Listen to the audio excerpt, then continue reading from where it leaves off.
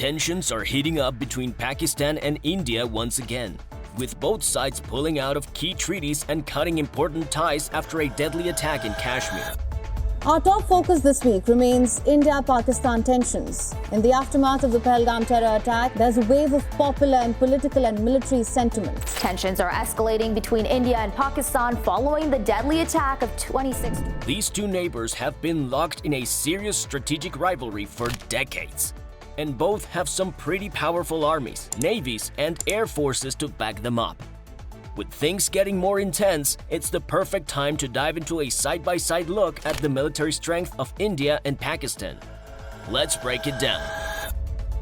After the heartbreaking terrorist attack in Pahalgam, India's not taking any chances anymore. They're tightening up security big time. One major move? They've put the Indus water treaty on pause. Yup, that 60-year-old deal that split the Indus River water between India and Pakistan. Now this has got people talking. Like, who's actually more powerful between India and Pakistan? Especially when it comes to military strength, resources, and all that heavy stuff. We all know Pakistan's had a long history of being linked to attacks in India. And even though it has a civilian government, let's be real, the military has a lot of control over there. So naturally, comparisons are flying left and right. PowerIndex. So first up, if we're talking about military strength, India is definitely playing in the big leagues.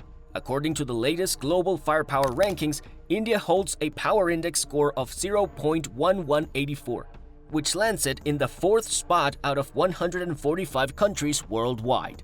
That's major.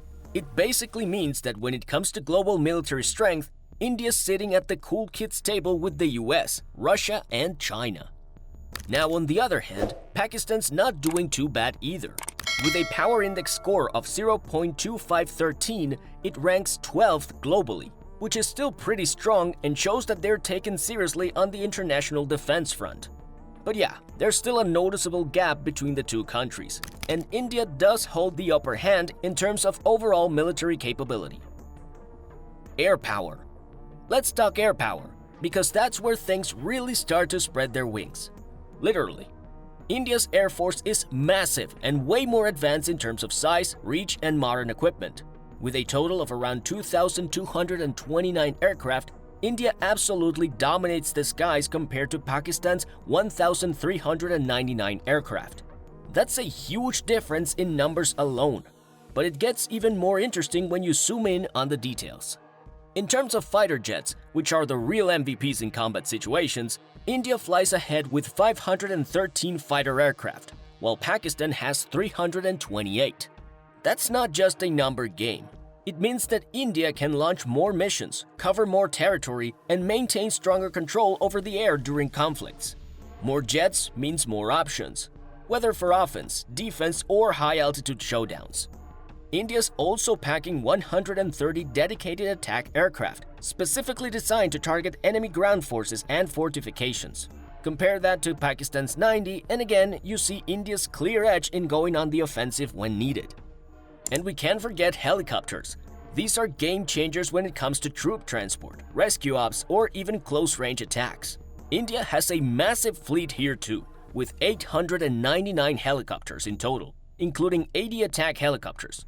Pakistan, by contrast, operates 373 helicopters, of which 57 are attack choppers. So when it comes to aerial mobility and firepower, especially in challenging terrain like mountains or forests, India definitely has more reach and bite. Manpower. When it comes to manpower, India is literally flexing with major numbers. With a population of around 1.4 billion, India's got a massive pool to draw from. Pakistan, while still large, clocks in at about 252 million, which is solid, but you can already see the size difference. It's like comparing a packed stadium to a big concert hall. Both loud, both powerful, but one's definitely louder. Now, from that population, if we're talking available manpower, meaning people who are fit and eligible to be part of the armed forces, India's looking at around 662 million people. That's a lot of potential soldiers, pilots, engineers, support crews, you name it. Pakistan's got about 108 million in that same category, which is still a huge force, but you can see India's edge clearly here. Moving on to active military personnel. These are the people actually serving in uniform right now. India's got 1.45 million active troops on the ground, in the air, and at sea.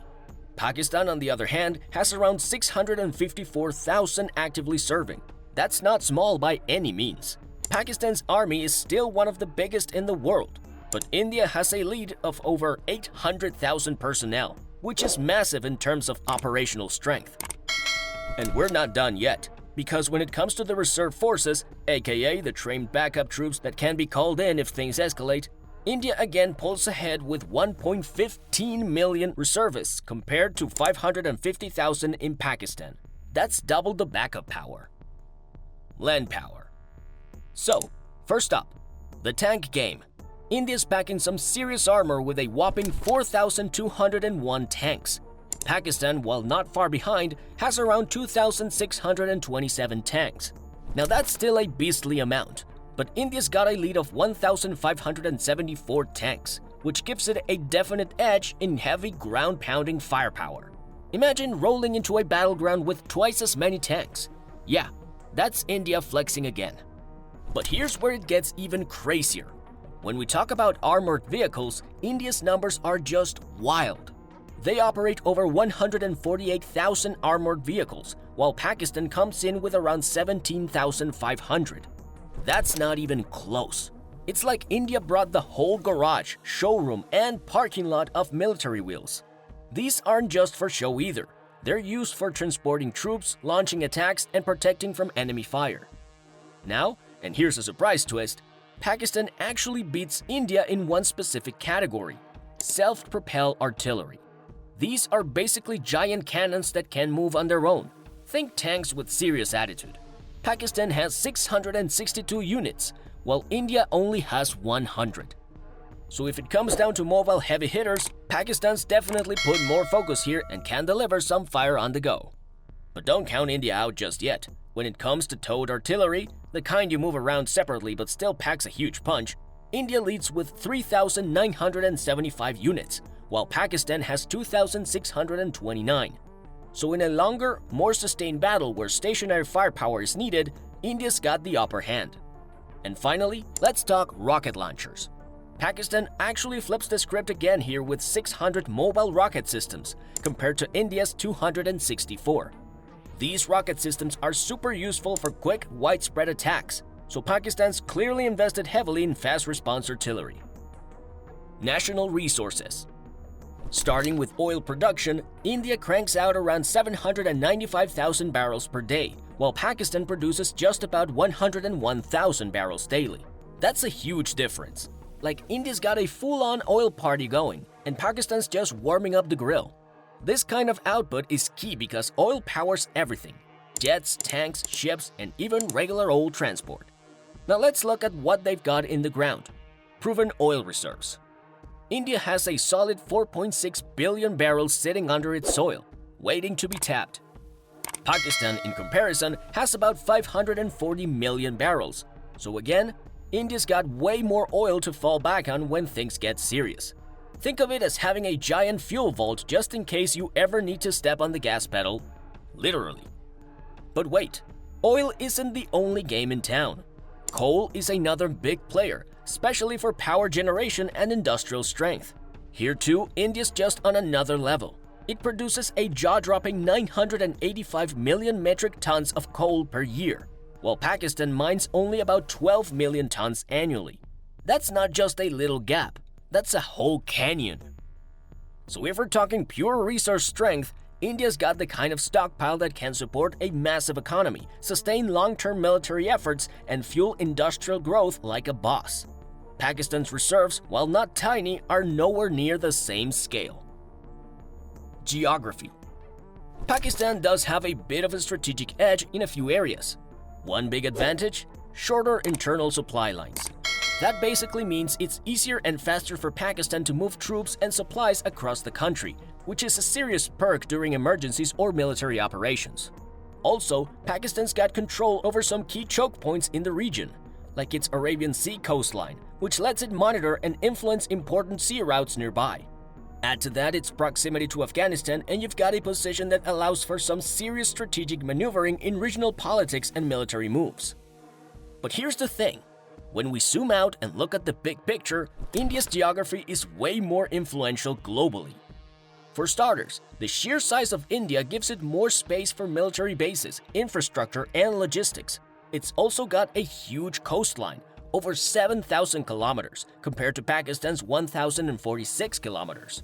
That's a whole lot more access to the ocean, which means more ports, more shipping, and more influence over international trade routes. When you stack up India and Pakistan's military strength, it's clear both have their own advantages. India comes with a larger population, a bigger military, and more advanced air and land power, plus a ton of natural resources, giving it a broader strategic edge. But don't count Pakistan out.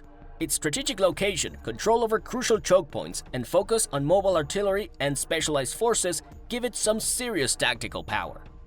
So, who do you think is better? Well, that really depends on the context. Both countries have their strengths and challenges. What's your take? Drop a comment, hit like, and subscribe for more insights.